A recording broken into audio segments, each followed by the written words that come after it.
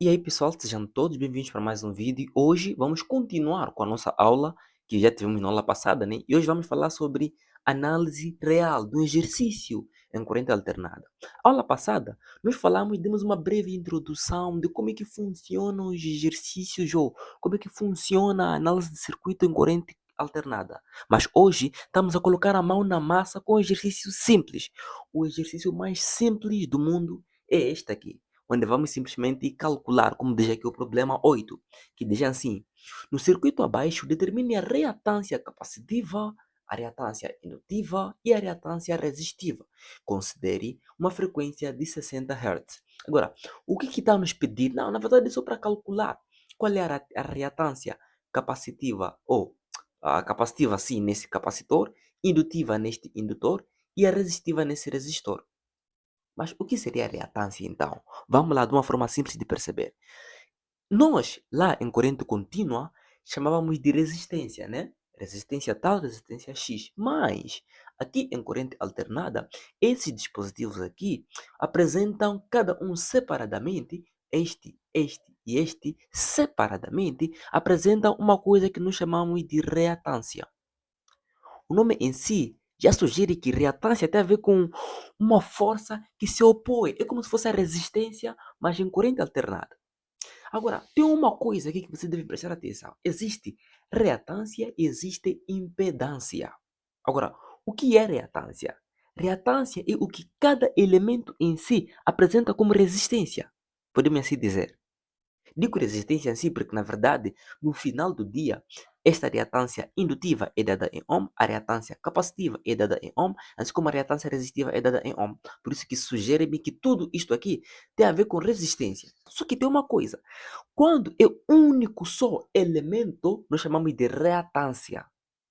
Quando é conjunto desses elementos, como a partir do momento que nós temos a resistência, o indutor e o capacitor, ou tudo isto, já chamamos de impedância, porque impedância é a soma das reatâncias, ou seja, é como se fosse a reatância total. Juntar todas as reatâncias, de final teremos o quê? Impedância. Então, impedância é o quê? É o conjunto de todas as reatâncias que estão no nosso problema.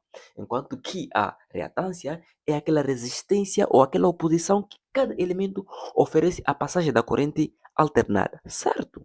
Podemos considerar assim. Só que, primordialmente, um capacitor, preste atenção muito nessa coisa aqui.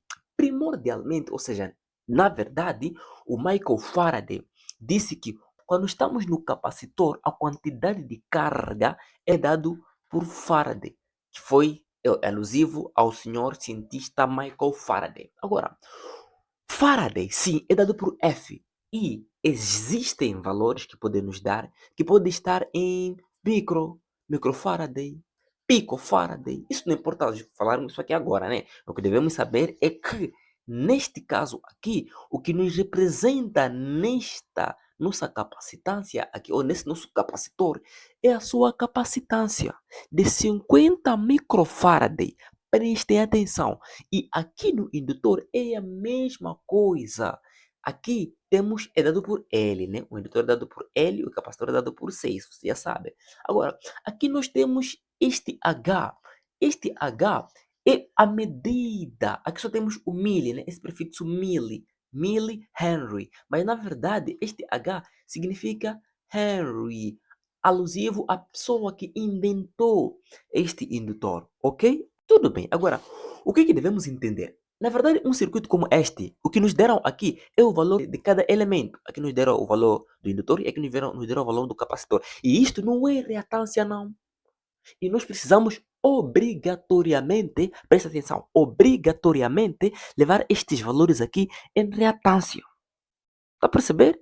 Agora, como é que vamos levar isto em reatância? Desde que saibamos quais são as suas fórmulas. Para tal, precisamos representar as fórmulas que nos permitem calcular a reatância de um capacitor, assim como do indutor e assim como de uma resistência. Vamos lá começar pelo capacitor que está aqui embaixo. Vou começar daqui para aqui, ok? Então, começando pelo capacitor, reatância normalmente nós representamos pela letra X.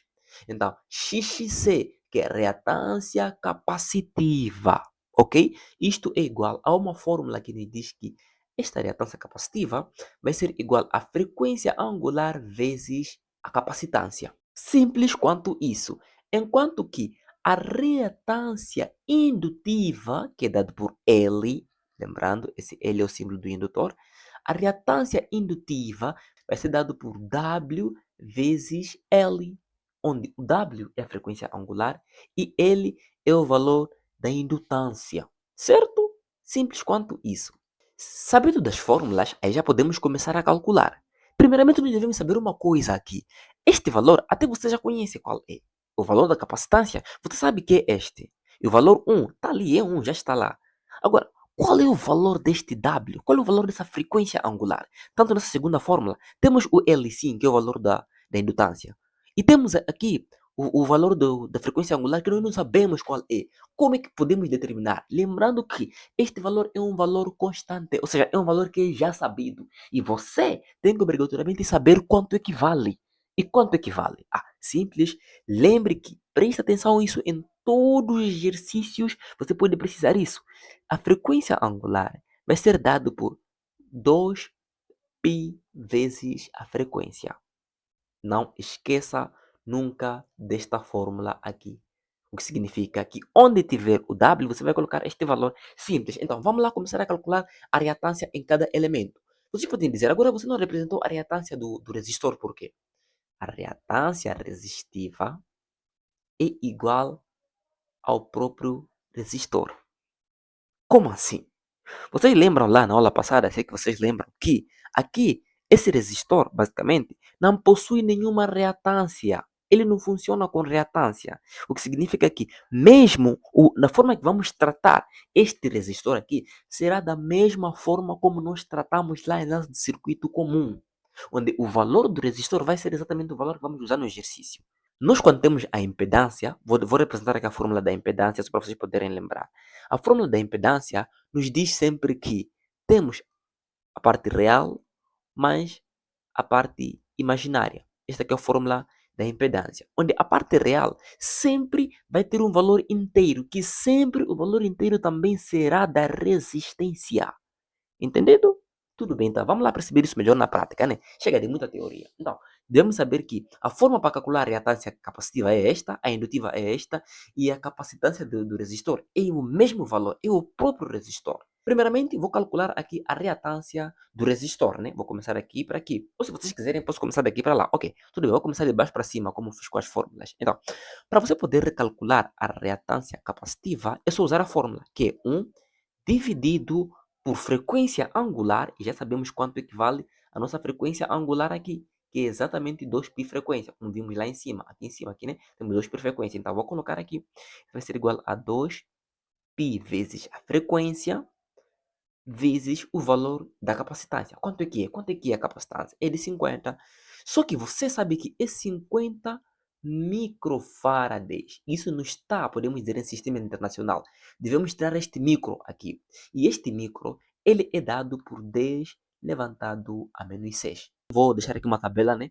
Para vocês poderem seguir como é que eu determinei este valor, certo? Então, sabido disto, eu posso colocar 50 vezes 10 levantado a menos 6. Esse 10 levantado a menos 6 é alusivo a este micro que está aqui, certo? Certo. Então, depois disso, eu posso calcular isto para saber quanto é que me dará. Mas, primeiramente, eu preciso reescrever essa minha fórmula aqui. O que é que você tem que entender aqui, colega? Aqui temos o F, a frequência, é um valor que não foi determinado, certo? Então, nós devemos dizer assim que, olha, a nossa reatância capacitiva vai ser igual a 1, sim, 2π vezes a frequência. A frequência quanto é que é? 50? 60? Ah, sim, 60, porque o problema já deu aqui no enunciado logo, certo? Então, eu vou chegar aqui e vou colocar o 60 vezes o 50 vezes 10 levantado a menos 6. Aí sim, podemos calcular o valor final da nossa reatância capacitiva. O resultado que damos aqui é um valor de 53, posso colocar 53, o quê? Amperes? Volts? Não, porque como sabemos que isso é medida de resistência, vamos colocar ohm. Simples quanto isso. Como é que eu posso calcular a minha reatância indutiva, então? Eu usar a fórmula. A reatância indutiva vai ser igual a W vezes o L. O W é a frequência angular vezes isso aqui, está aqui. 2π vezes a frequência. Então, vamos colocar 2π vezes a frequência. Quanto é que vale a frequência? A frequência vale 60 Hz. Então, vezes 60, vezes o valor do meu indutor, a minha indutância. Quanto é que é? 20.000 Henry. Você sabe que 1000 é dado por 10 levantado a menos 3. Então, assim sendo, você tem que colocar 20 vezes 10 levantado a menos 3. XL, ou a frequência indutiva, vai me ser igual à multiplicação de tudo isto aí. E para isto, dá-me um valor de exatos 7,54 arredondando, né? E tem uma coisa que eu gostaria que vocês entendessem aqui. Tudo bem que já calculamos a reatância indutiva, a reatância capacitiva, e até posso colocar aqui também ao lado a reatância resistiva, que no final sabemos que é igual à mesma resistência. Então, se é isso, a reatância resistiva vai ser igual à mesma resistência que de 25 ohms. 25 ohms. Então, o problema acaba por aqui. Temos aqui a reatância resistiva, capacitiva e a indutiva. Só que tem um problema. Aqui na reatância capacitiva, ela deve levar um valor negativo. Como assim tem que levar um valor negativo? Sim, ela tem que levar um valor negativo. E, atenção, por aqui estarmos a tratar de números complexos, a solução que deve aparecer no final é uma solução que tem parte imaginária. Todos esses dados, tanto aqui na capacitiva como na indutiva, elas apresentam uma variável complexa ali. Ou seja, no final, a reatância capacitiva vai nos ser igual a reatância capacitiva igual a menos 53i, que representa o imaginário. Porque sabemos que esses componentes, tanto o capacitor como o indutor, encontramos em corrente alternada. E é lá na corrente alternada onde usamos a variável complexa. Então, esta já é a parte complexa. Igualmente, esta também vai ser a parte complexa. Obrigatoriamente, atenção. Vamos colocar exatamente 7,54 no final e sem colocar a parte negativa. Aqui vamos terminar com OM, aqui vamos terminar com OM. Vocês podem perguntar, mas por que não vamos colocar a parte negativa? Por que colocamos simplesmente no capacitor e no indutor não? É que o capacitor está adiantado, tem uma corrente adiantada em relação à tensão, enquanto que aqui no nosso indutor temos a corrente atrasada em relação à tensão. Vamos lá supor que temos um gráfico aqui.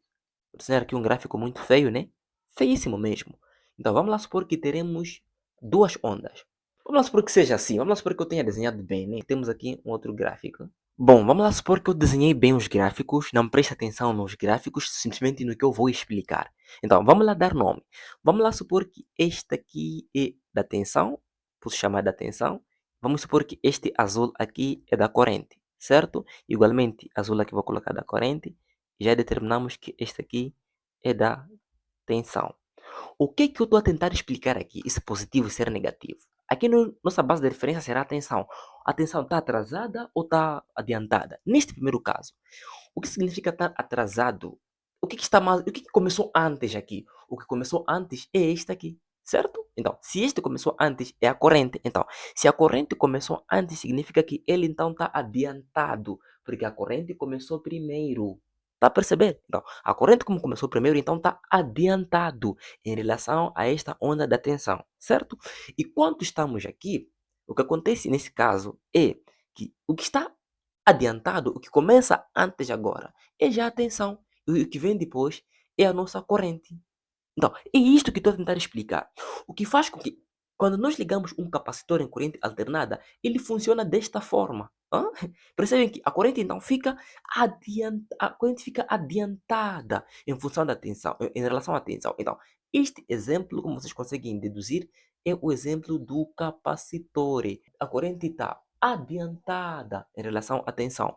Enquanto que aqui, no nosso indutor, o que acontece já é o efeito contrário, onde a tensão agora é que está adiantada enquanto a corrente está atrasada. Lembrando que esse atraso e este adiantamento, por aí vai, é dado em 90 graus. Ou seja, dizemos que está 90 graus adiantado em relação à tensão ou 90 graus atrasado em relação à tensão. Certo? Então, vamos lá supor então que você está em um teste e você quer determinar o que está adiantado ou o que está atrasado. Qual é o macete aqui? Ou qual é uma dica que eu posso dar para vocês?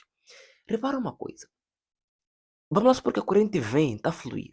Quando ela vem por esta parte aqui, por não ter nenhum obstáculo, ela logo dá um pulinho, pula para esse lado aqui e vai fluindo. Então podemos dizer que isso aqui é rápido, então está adiantado, porque não tem nenhuma interferência no caminho, está adiantadíssimo. Mas quando chegamos neste indutor, a corrente vem, quer fluir. Lembrando que isto aqui é um fio enrolado, um enrolamento de fios, né? Bobina. Então, como enrolamento de fios, a corrente quando vem fluir daqui, ela vai fluir, vai passar por aqui, vai ter que fazer um rolamento daqui, e aí vai ter que fazer de novo daqui, e vai ter que fazer de novo daqui. Muitas voltas para ela simplesmente sair aqui. Ok? Então, enquanto aqui não tem nenhuma interferência, ela só pula e vai. Então está adiantada a nossa corrente. Aqui a corrente não vai diretamente. Tem que fazer rodelas, rodelas, rodelas. Então tem muita trajetória. Então, aqui a corrente vai estar atrasada e aqui a corrente vai estar adiantada. Adiantada porque pula rápido e atrasada porque vai ter que fazer várias voltas. O que justifica esse sinal negativo aqui? Dizemos que o que nos diz ser positivo ou negativo é qual é a situação da tensão. Atrasada ou adiantada? Adiantada, então positivo. Atrasada, então negativo. E isso que justifica o sinal negativo no nosso capacitor aqui. Então, o que pode nos pedir agora é o quê? Determine o circuito equivalente, então. Como é que fica? Agora fica desta forma. Um circuito muito feio, mas tudo bem. E se nos pedisse, então, determine a impedância agora. Percebem? Antes falamos da reatância, né? Que era basicamente a oposição que cada elemento faz em relação à corrente alternada, fluindo. Ou seja, como se fosse uma resistência, mas para cada elemento separadamente. Enquanto a junção de todas estas reatâncias surgiria o quê? A impedância. Por isso que é daí que nós vamos fazer um circuito equivalente. Impedância é dado por letra Z, certo? Então, qual será o valor da impedância desse meu elemento que está aqui? Lembrando que aqui tem uma coisa que você deve prestar atenção. Por que eu coloquei um elemento quadrado aqui? Por que eu não coloquei a resistência ou o valor disto? Por que eu estou a colocar um quadrado? Porque olha só, se a impedância é o somatório de todas essas reatâncias, que elemento seria? Se estamos a somar esse elemento com este com este, este com este, seria a junção de todos esses. E não existe nenhum elemento que pode simbolizar a junção de todos estes aqui. Por isso que lhe apresentamos logo por um quadrado, para ilustrar que todos esses valores estão representados neste quadradinho aqui, neste nosso elemento equivalente aqui, certo? Então, como é que vamos calcular a impedância? Aqui é simplesmente o que aprendemos na análise de circuito 1. Quando temos resistências em série, lá no circuito 1, análise de circuito 1, né? Corrente contínua. Quando temos resistências em série, nós simplesmente somamos elas, não é? É exatamente o que vamos fazer aqui.